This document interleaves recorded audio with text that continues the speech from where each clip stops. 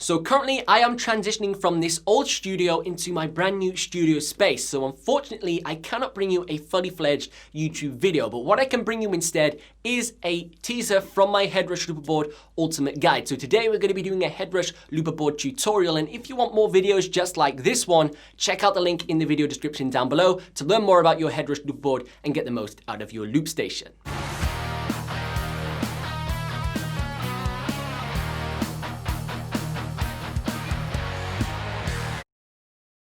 So welcome to the first video inside of this HeadRush Looperboard Ultimate Guide. Now what I like to do is inside of the Ultimate Guide courses, I like to give you a basic overview of what the product can do inside of the very first video. And that's what we're going to do with the HeadRush Looperboard. So we're going to take a look at how we can operate the loop station, get around it, what all the different foot switches do, the different dials, and how we can access the variety of different menus. Once you've got familiar with basically navigating the pedal, we'll then move on to the more advanced modules and we'll deep dive into some of the settings that I'll briefly touch on. So let's kick things off and talk about the 7-inch touchscreen at the heart of the HeadRush Looperboard. This allows us to access all of the settings inside of the HeadRush Looperboard that we're going to learn about inside of this guide. So this allows us to customize our HeadRush Looperboard towards our live looping style. Now by default, it will just present you with the timeline view. Now the timeline view basically just gives you an overview of what your loop tracks are doing. So you can see, for example, we have tracks 1 through to 4 on this screen here. And if I were to record a loop or stop a loop, this screen would respond to that. Now, if you want to record a loop onto your HeadRush Looperboard, it's super self-explanatory. We utilize these foot switches over here. So you can see we have tracks 1 through to 4, which also corresponds to the LED screen. And we have designated foot switches in order to control each loop track. Now we have 2 tiers of foot switches. We have our record, play, and overdub foot switches. And then we also have our stop and undo layer of foot switches. So you can see right here, we have layer 1, which is our record, play, dub. And then we have layer 2, which is our stop and undo. Now, in order to record a loop track, you just simply click on the record, play, dub button. And what will happen is the LED indicator for the loop track will blink red to indicate that it's recording. So check this out.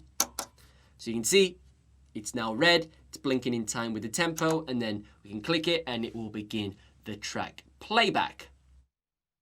So now you will see that track 1 has turned green, and this light here has also turned green, which indicates the loop is playing. Now when I stop it, it turns back to blue, which means it's just in its idle state. Now tracks 2 through to 4 are still blank, and they will correspond exactly the same as what I just talked about. We click this foot switch, it blinks red, then we play it back, etc. So if we now focus on the left-hand side of our HeadRush Looperboard, you can see we have these 4 foot switches here. Now these foot switches are really good to allow you to basically control the loop pedal with your feet. It provides you with a variety of shortcuts just to make your performance a little bit easier.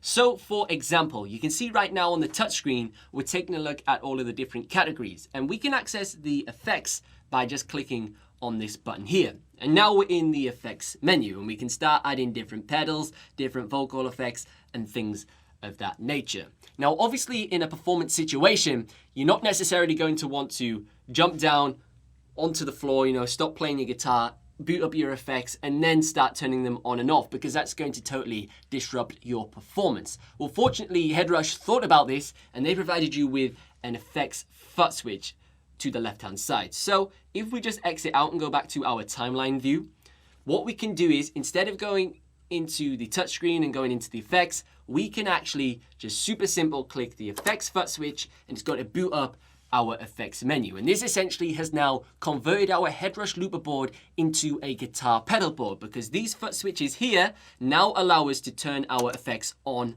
and off, which is super convenient. It makes your life so easy when you're performing with this pedal. Now we can simply exit out of this view once we've toggled our effects on and off, depending what you want to do, just by clicking the foot switch again, and it takes us straight back to our timeline view. Now the foot switch located to the left of the effects foot switch is the all start and all stop button. So as you begin to build up your live looping performance and you have a majority of tracks on this 4-track loop station, you're going to want to have a convenient way to stop and start these loops, because it's going to become very difficult trying to line up your feet and press all the buttons simultaneously at once to boot up all of your loop tracks. Well, fortunately, the start and stop button over here just simply starts all your tracks at once and stops all your tracks at once. So if I record a second loop over here, so we'll kick off track 1, and then we'll kick off track 2. And then I just click the start or stop button. You can see it stops all of our loops, and it also starts all of our loops, which is super convenient. Now the next 2 foot switches down. Now don't forget to check out the link in the video description down below if you want to get the most out of your HeadRush Looperboard. I've got over 40 videos taking you through literally every single setting on the HeadRush Looperboard so you can maximize the functionality of your looper pedal. But as always, I've been Ben Rollins. Thank you so much for watching, and I will see you in the next one.